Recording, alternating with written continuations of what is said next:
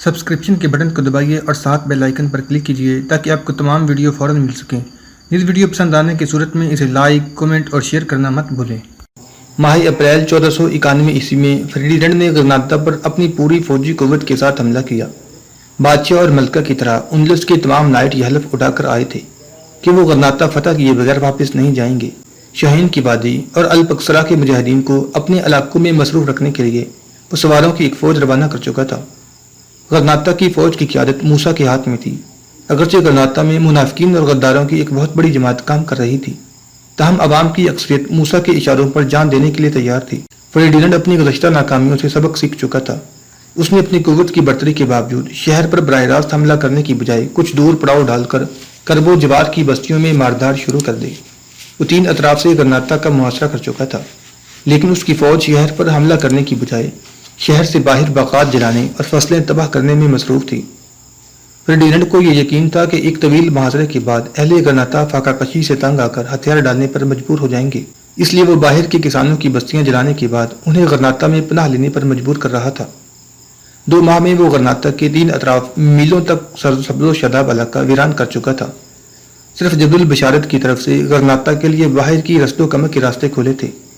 اس راستے سرا نویدہ کی زرخیز وادیوں سے ایک محدود مقدار میں اناج، سبزیاں اور پھل غرناطہ میں پہنچ رہا تھا، لیکن یہ غرناطہ کے لاکھوں انسانوں کے لیے کافی نہ تھا۔ روز بروز اہل غرناطہ کی حالت نازک ہو رہی تھی۔ موسیٰ کے لیے شہر سے باہر نکل کر کھلے میدان میں فردینڈ کی ٹڈی دل کا مقابلہ کرنا آسان نہ تھا۔ اس کے سواروں کے چھوٹے چھوٹے دستے شہر سے باہر نکلتے اور فردینڈ کی فوج کو نقصان پہنچانے کے بعد واپس آ جاتی۔ موسیٰ کا خیال تھا کہ آئے دن اپنی فوج کے نقصانات میں اضافہ دیکھ کر فردینڈ شہر پر حملہ کرنے پر مجبور ہو جائے گا، لیکن فردینڈ پر ان نقصانات کا کوئی اثر نہ ہوا۔ اس کی فوج شہر کے گرد خندقیں اور مورچے بنانے میں مصروف رہی۔ محاصرے کے زمانہ سے متعلق غرناطہ کے شہ سواروں کی انفرادی شجاعت کی بے شمار داستانیں مشہور ہیں۔ ایک سوار گھوڑا بھگاتا ہوا شہر سے نکلتا اور دور سے بلند آواز میں فردینڈ کے کسی مشہور نائٹ کا نام لے کر اسے مقابلے کی دعوت دیتا۔ ایک نائٹ کے لیے مقابلے کی دعوت پر لبیک نہ کہنا باعث عار تھا، اسے مجبوراً میدان میں آنا پڑتا۔ ایسے مارکوں میں عام طور پر غرناطہ کی شہ سواروں کا پلہ بھاری رہتا۔ ایک نائٹ سے نمٹنے کے بعد غرناطہ کا شہ سوار کسی دوسرے کو مقابلے کے لیے پکارتا۔ ان انفرادی مارکوں میں فردینڈ کے کئی نائٹ مارے جا چکے تھے۔ ایک دن غرناطہ کے ایک سوار میدان میں آیا، اس کی زرہ چمک رہی تھی اور آنکھوں کے سوا اس کا تمام چہرہ خود میں چھپا ہوا تھا۔ اس کا گھوڑا نہایت خوبصورت تھا۔ اس نے فردینڈ کی فوج کی اگلی صف سے کچھ دور اپنا گھوڑا روکا اور بلند آواز میں کہا، کوئی ہے جسے موت کی تمنا ہے؟ جب دشمن کی طرف سے تھوڑی دیر کے لیے کسی نے جواب نہ دیا تو اس نے کہا، میرا گھوڑا دیکھو، ایسے گھوڑے کی سواری تمہارے بادشاہ کو بھی نصیب نہیں ہوئی ہوگی، اور میری تلوار میں وہ ہیرے جڑے ہوئے ہیں جو تمہارے بادشاہ کے تاج میں بھی نہیں۔ تم میں کوئی ہے جسے اس تلوار اور گھوڑے کی خواہش ہے؟ کاؤنٹ ٹینڈیلا نے اپنا گھوڑا آگے بڑھاتے ہوئے جواب دیا، میرے دل میں اس گھوڑے اور تلوار سے زیادہ اس گستاخ کی زبان کو نوچنے کی خواہش ہے۔ لیکن ایک ثانیہ کے بعد فردینڈ کے بہترین نائٹ کی لاش خاک و خون میں تڑپ رہی تھی۔ مارکولوس افکالس میدان میں آیا، لیکن اس کا بھی وہی حشر ہوا۔ اس کے بعد غرناطہ کا شہ سوار فردینڈ کی فوج کے 7 بہترین نائٹ یکے بعد دیگرے موت کے گھاٹ اتار چکا تھا۔ غرناطہ کی فصیل پر سے تماشائی خوشی کے نعرے بلند کر رہے تھے۔ شہ سوار نے تھوڑی دیر کے لیے مد مقابل کا انتظار کیا اور پھر بولا، تمہارا بادشاہ کہاں ہے؟ ان بہادروں کی ارواح دوسری دنیا میں کب تک اس کا انتظار کریں گے؟ اسے کہو ایک مرد کی تلوار اس کے خون کا رنگ دیکھنا چاہتی ہے۔ ایک نائٹ کو جوش آیا، لیکن فردینڈ نے اس کے گھوڑے کی باگ پکڑ لی اور کہا، نہیں، تمہیں اس کے مقابلے پر جانے کی اجازت نہیں۔ غرناطہ کے شہ سوار نے شہر کے دروازے کے قریب پہنچ کر اپنا خود اتار دیا۔ پہرے داروں نے اس کی تعظیم میں سر جھکا دیے۔ یہ موسیٰ ابن ابی غسان تھا، غرناطہ کے مسلمانوں کی آخری تلوار۔ ابو داؤد فردینڈ کے سامنے کھڑا تھا۔ وہ انتہائی بے بسی کی حالت میں بادشاہ کے چہرے پر اپنی التجاؤں کا اثر دیکھ رہا تھا۔ بادشاہ لوشا کی مذہبی عدالت کے فیصلہ کے خلاف اس کی اپیل رد کر چکا تھا۔ انصاف سے مایوس ہو کر ابو داؤد نے رحم کی درخواست کی۔ بادشاہ کی خاموشی اس کے لیے صبر آزما تھی۔ وہ محسوس کر رہا تھا کہ اس کے مقدر کا ستارہ گردش میں آ چکا ہے۔ یہ پہلا موقع تھا کہ وہ فردینڈ کے سامنے کرسی پر بیٹھنے کی بجائے کھڑا تھا۔ جب وہ اس خیمے میں داخل ہوا تھا تو اسے یقین تھا کہ فردینڈ حسب معمول آگے بڑھ کر اس کے ساتھ مصافحہ کرے گا، اسے کرسی پر بٹھائے گا اور اس کی آمد کی وجہ معلوم کرنے کے بعد یہ کہے گا کہ لوشا کے پادری پاگل ہو گئے۔ لیکن جب فردینڈ نے اسے دیکھتے ہی یہ کہا، ابو داؤد، مجھے تمہارے ساتھ ہمدردی ہے، لیکن یہ کلیسا کی عدالت کا فیصلہ ہے۔ عدالت نے میرے پاس یہ فیصلہ تصدیق کے لیے بھیجا ہے، میں مجبور ہوں۔ تمہاری لڑکیوں سے مجھے یہ توقع نہ تھی۔ ابو داؤد کو اپنے کانوں پر یقین نہ آیا۔ وہ دیر تک بادشاہ کی طرف دیکھتا رہا۔ بالآخر اس نے ٹوٹے پھوٹے الفاظ کے ساتھ اپنی تقریر شروع کی۔ چند جملوں کے بعد اس کی تقریر میں روانی آ چکی تھی۔ اس نے ربیہ اور اینجلا کو بے گناہ ثابت کرنے کے لیے کئی دلائل دیے، لیکن فریڈینڈ نے نفی میں سر ہلاتے ہوئے کہا، تم مجھے قائل نہیں کر سکتے۔ تمہاری لڑکیوں نے اپنے جرم کا اقبال کر لیا ہے۔ یہ ممکن تھا کہ میں مائیکل کے قتل کا جرم معاف کر دیتا، لیکن کلیسا کی توہین اور حکومت کے خلاف بغاوت ایسے جرائم ہیں جو کسی حالت میں بھی قابل معافی نہیں۔ تمہاری ایک لڑکی کے متعلق عدالت یہ یقین کرنے میں حق بجانب ہے کہ وہ جادوگرنی ہے۔ دوسری کے متعلق میں یہ ماننے کے لیے تیار ہوں کہ اس نے جو کچھ کیا یا کہا ہے اس کی وجہ تمہاری دوسری لڑکی کا جادو ہے، لیکن حکومت، کلیسا اور عدالت کے متعلق اس کے الفاظ میرے لیے بھی ناقابل برداشت ہیں۔ اگر لارڈ بشپ کی صاحبزادی بھی یہ الفاظ کہتی تو اس کا انجام بھی تمہاری بیٹی سے مختلف نہ ہوتا۔ ابو داؤد کی آواز بیٹھ گئی، تاہم اس نے دوبارہ ہمت سے کام لیتے ہوئے رحم کی درخواست کی۔ اس نے اپنی خدمات کا واسطہ دیا۔ اس نے کہا، عالیجا، میں نے یہ بال آپ کی خدمت میں سفید کیے ہیں اور یہ لڑکیاں میرا آخری سہارا ہیں، مجھ پر رحم کیجیے۔ ان التجاؤں کے جواب میں فریڈینڈ کچھ دیر خاموش رہا۔ بالآخر اس نے کہا، میرا رحم کلیسا کی عدالت کا فیصلہ رد نہیں کر سکتا۔ ابو داؤد، مجھے افسوس ہے، اب تم صبر سے کام لو، یہ تمہاری وفاداری کے امتحان کا وقت ہے۔ اس نے کہا، عالیجا، میری وفاداری میں کوئی فرق نہیں آیا، لیکن وہ میری بیٹیاں ہیں۔ وہ آپ کی اس وفادار خادم کی بیٹی ہیں جس کی کوششوں کی باعث آپ کی افواج آج غرناطہ کی چاردیواری کے سامنے کھڑی ہیں۔ یہ اس شخص کی بیٹیاں ہیں جو آپ کے لیے الحمرا کے دروازے کھولنے کے انتظامات مکمل کر چکا ہے، جو آپ کے لیے غرناطہ کے راستے سے ابو الحسن اور الزغل جیسی چٹانیں ہٹا چکا ہے۔ میرے آقا، میں نے ان انعامات کے لیے ابھی تک دامن نہیں پھیلایا جس کا آپ میرے ساتھ وعدہ کر چکے ہیں۔ میں تو ایک چھوٹی سی التجا لے کر آیا تھا، مجھے غرناطہ میں اپنا نائب بنانے کا وعدہ کر چکی ہیں۔ کہ میری لڑکیاں اتنا بھی حق نہیں رکھتی کہ وہ میری غیر حاضری میں اپنی عصمت بچا سکیں، لیکن انہوں نے مائیکل کو قتل کیا ہے اور وہ ملکہ کا عزیز ہے۔ ہمیں تمہاری خدمات کا اعتراف ہے، لیکن ہم مائیکل کی خدمات کو بھی فراموش نہیں کر سکتے۔ ملکہ ازابیلا جو پردے کے پیچھے یہ باتیں سن رہی تھی کمرے میں داخل ہوئی۔ ابو داؤد نے سراپا التجا بن کر کہا، ملکہ عالیہ، مجھ پر رحم کیجیے۔ ملکہ کو جواب دیے بغیر بادشاہ کے قریب بیٹھ گئی۔ فریڈینڈ نے کہا، ابو داؤد، اگر ہم کلیسا کی عزت کی حفاظت نہیں کر سکتے تو ہماری فتوحات کا کیا فائدہ؟ ابو داؤد نے کہا، عالیجا، ان فتوحات میں میرا بھی حصہ ہے اور آپ کی آخری فتح کے لیے مجھے ابھی بہت کچھ کرنا ہے۔ ملکہ نے کہا، اگر تم ہمیں اس بات سے ڈرانا چاہتی ہو کہ تمہارے بغیر ہم غرناطہ فتح نہیں کر سکتے تو یہ تمہاری بھول ہے۔ ہم نے تمہاری وساطت سے فقط چند آدمیوں کے ضمیر کا سودا کیا ہے، لیکن اگر تم نہ بھی ہوتے تو بھی ہم یہ کام کر سکتے تھے۔ تم نے فقط سودا چکایا ہے، لیکن قیمت ہمارے خزانے سے ادا ہوئی ہے۔ اب اگر تم دھمکی دیتی ہو کہ تم ہمیں چھوڑ کر چلے جاؤ گے تو سنو، غرناطہ میں ایسے لوگ موجود ہیں جو تم سے زیادہ ہوشیار اور زیادہ کارآمد ہیں۔ ابو داؤد نے کچھ سوچ کر بادشاہ کی طرف دیکھا اور کہا، عالیجا، شاید میں آپ کی تمام توقعات پوری نہیں کر سکا۔ ممکن ہے کہ غرناطہ کی فتح کے بعد اب آپ میری ضرورت محسوس نہ کریں، لیکن ابھی ایک محاذ ایسا ہے جہاں آپ کو میری ضرورت ہے۔ سرحدی عقابوں کے پروں میں ابھی تک جان ہے۔ بدر بن مغیرہ کی موت کے بعد بھی ان کی تندی اور تیزی میں کوئی فرق نہیں آیا۔ فریڈینڈ نے چونک کر ابو داؤد کی طرف دیکھا اور کہا، تم جانتے ہو کہ بدر بن مغیرہ زندہ ہے، تم نے ہمیں دھوکہ دیا تھا۔ ابو داؤد نے جواب دیا، جہاں تک مجھے معلوم ہے وہ مر چکا ہے، میں نے اسے گرفتار کرا دیا۔ ابو عبداللہ نے اسے جلاد کے حوالے کیا تھا، لیکن اگر قدرت کا کوئی معجزہ اسے بچا چکا ہے تو میں اس بات کا ذمہ لیتا ہوں کہ اسے زندہ آپ کے سامنے پیش کروں گا۔ اس مقصد کے لیے مجھے بہت بڑا خطرہ مول لینا پڑے گا، لیکن اگر آپ میری لڑکیوں کو بچانے کا وعدہ کریں تو میں اس مہم پر جانے کے لیے تیار ہوں۔ اگر بدر بن مغیرہ زندہ ہے تو میں اسے آپ کے پاس لے آؤں گا، اگر وہ زندہ نہیں تو میں اس کے جانشین کو قتل کر کے اس کی جماعت میں انتشار ڈالنے کا ذمہ لیتا ہوں۔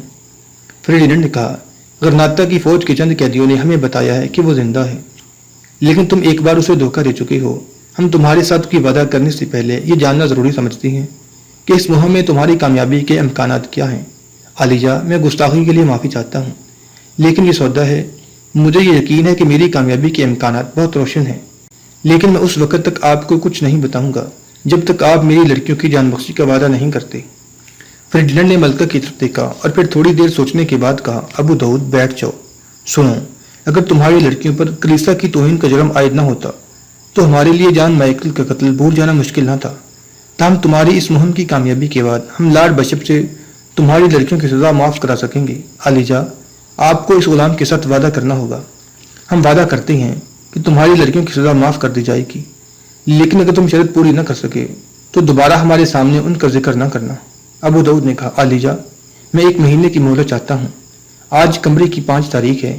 آپ عدالت کو حکم دیں کہ وہ اگلے مہینے کی 4 تاریخ تک ان کی سزا کو ملتوی رکھے۔ اگر میں اس مدت کے اندر اندر کامیابی کے ساتھ واپس نہ ہوں تو عدالت کو یہ حق ہے کہ میری لڑکیوں کو اگلے مہینے کی 4 تاریخ کو غروب آفتاب کے وقت سزا دے دے۔ میری غیر حاضری کا مطلب یہ ہوگا کہ میں زندہ نہیں ہوں اور دوسری دنیا میں اپنی بیٹیوں کا انتظار کر رہا ہوں۔ فریڈینڈ نے کہا، میں آج ہی اپنی ہدایات لوشا کے گورنر کو بھیج دوں گا، لیکن اس سے پیشتر تمہیں یہ بتانا ہوگا کہ تمہاری کامیابی کے امکانات کیا ہیں۔ ابو داؤد نے جواب دیا، بدر بن مغیرہ میری بڑی لڑکی ربیہ کے ساتھ شادی کرنا چاہتا تھا۔ اگر وہ زندہ ہے اور میں اسے یقین دلانے میں کامیاب ہو گیا کہ بادشاہ سلامت تمہاری گزشتہ خطائیں معاف کر دیں گے تو ربیہ کی خاطر وہ میرے ساتھ آنے پر تیار ہو جائے گا۔ ملکہ اور بادشاہ اس بات پر یقین کرنے کے لیے تیار نہ تھے، لیکن ابو داؤد نے سرحدی قلعہ میں اپنے قیام اور اس کے بعد الحمرا میں بدر بن مغیرہ کی آمد کے واقعات ضروری رد و بدل کے ساتھ بیان کیے تو انہیں کسی حد تک یقین آ گیا۔ بادشاہ نے کہا، اگر وہ زندہ نہ ہوا تو؟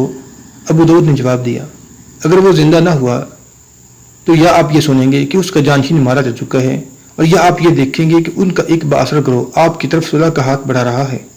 فریڈینڈ نے کہا، میں دونوں صورتوں میں تمہاری لڑکیوں کی جان بچانے کا وعدہ کرتا ہوں۔ اس کے علاوہ میں تمہیں اپنی طرف سے بڑے انعام کا مستحق سمجھوں گا، لیکن اگر تم اس مہم میں کامیاب نہ ہوئے تو لڑکیوں کو یقیناً سزا دی جائے گی۔ تمہیں چاند کی 4 تاریخ سے کم 2 دن پہلے میرے پاس پہنچ جانا چاہیے تاکہ میں بروقت لوشا کے حاکم کو عدالت کی حکم کی تعمیل سے منع کر سکوں۔ ابو داؤد نے جواب دیا، ممکن ہے کہ میں 2 ہفتوں کے اندر اندر ہی پہنچ جاؤں۔ اگر میں کسی وجہ سے رک بھی گیا تو بھی میں اس مہینے کے اختتام سے پہلے آپ کو اپنی کارگزاری سے مطلع کروں گا۔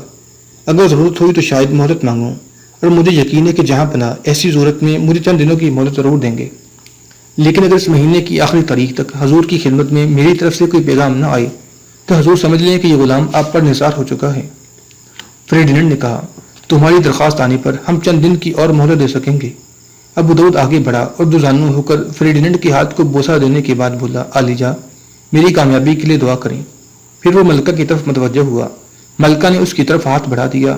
اس نے پھر ایک بار گھٹنے ٹیکتے ہوئے ملکہ کے ہاتھ کو بوسہ دیا اور اٹھتے ہوئے کہا، ملکہ عالیہ، میں جانتا ہوں کہ مائیکل آپ کا عزیز ہے، مجھے اس کی موت کا بہت افسوس ہے۔ امید ہے کہ آپ کا یہ غلام خدمت سر انجام دینے کے بعد پھر اپنے آپ کو اسی نظر کرم کا مستحق ثابت کر سکے گا۔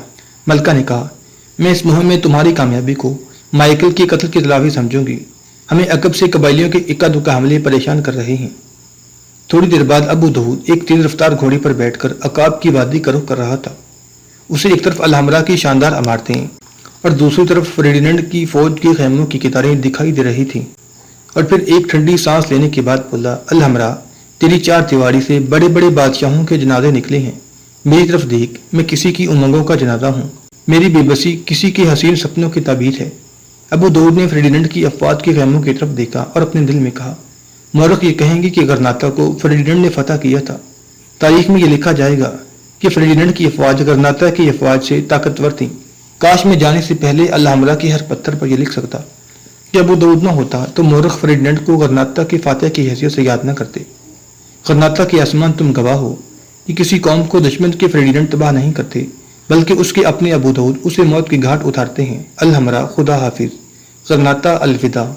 عشاء کی نماز کے تھوڑی دیر بعد بدر بن مغیرہ اپنے پہاڑی قلعے کے ایک کمرے میں بشیر بن حسن، منصور بن احمد اور چند اور چیدہ سالاروں کے ساتھ بیٹھا ہوا تھا۔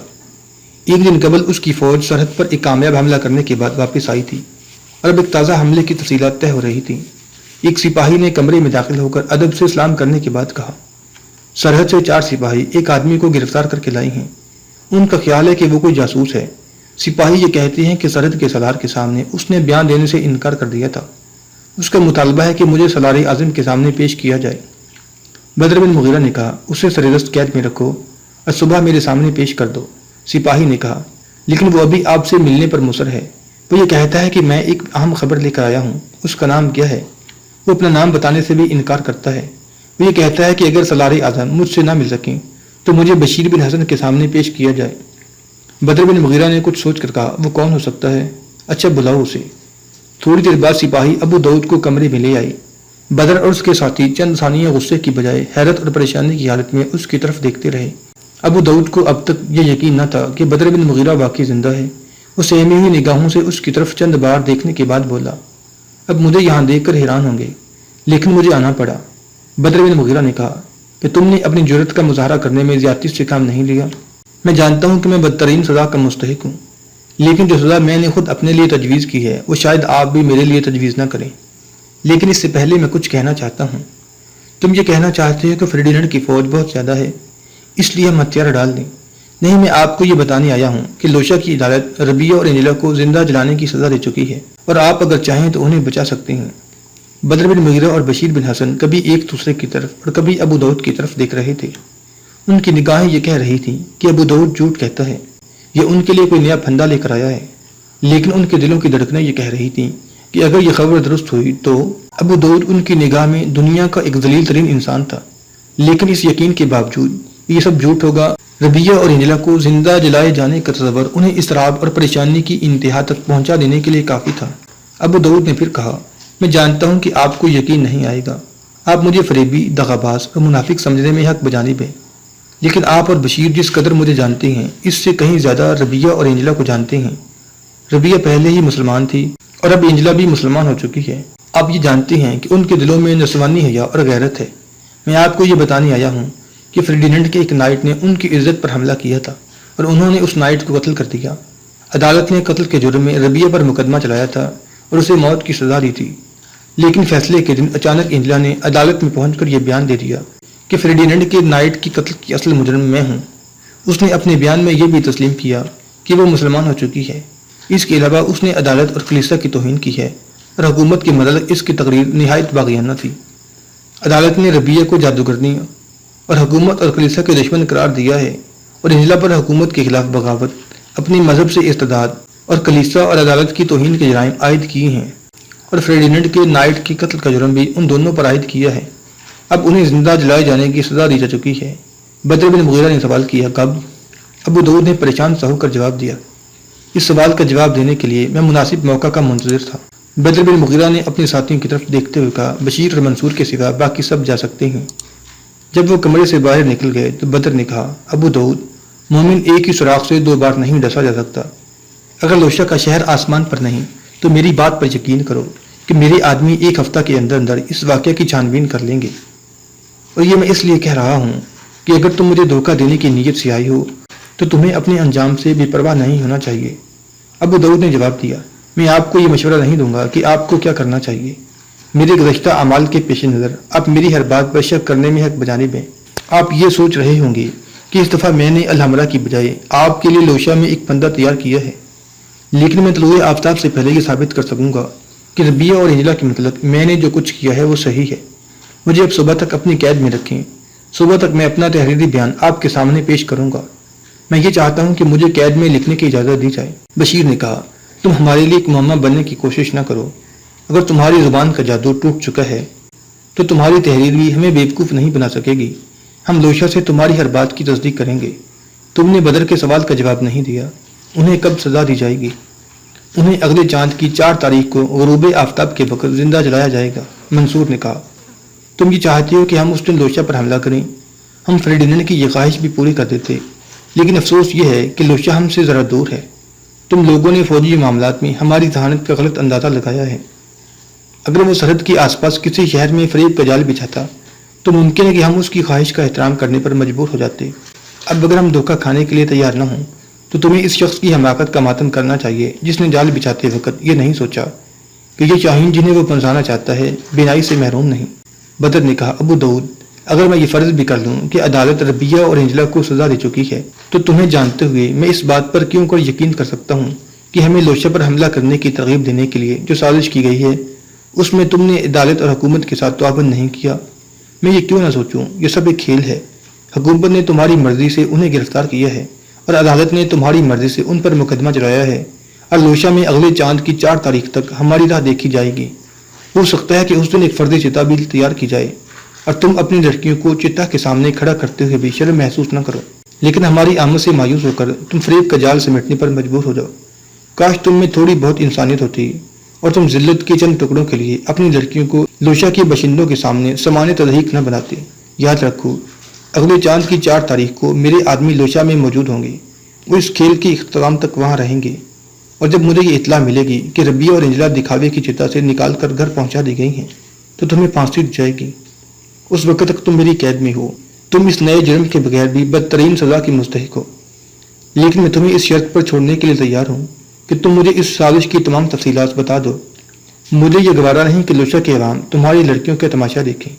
ابو داؤد نے جواب دیا، اگر موجودہ حالات میں اپنی جان کی کوئی قیمت سمجھتا تو یہاں نہ آتا۔ میں نے اپنی تحریر پیش کرنے کے لیے صبح تک مہلت مانگی ہے۔ سررست میں جو کچھ کہہ چکا ہوں اسے کافی سمجھتا ہوں۔ بدر نے کہا، میں تمہاری درخواست رد نہیں کرتا، لیکن مجھے یقین ہے کہ تمہاری تحریر تمہاری زبان سے زیادہ مؤثر نہیں ہوگی۔ بدر بن مغیرہ نے تالی بجائی۔ ایک سپاہی اندر داخل ہوا۔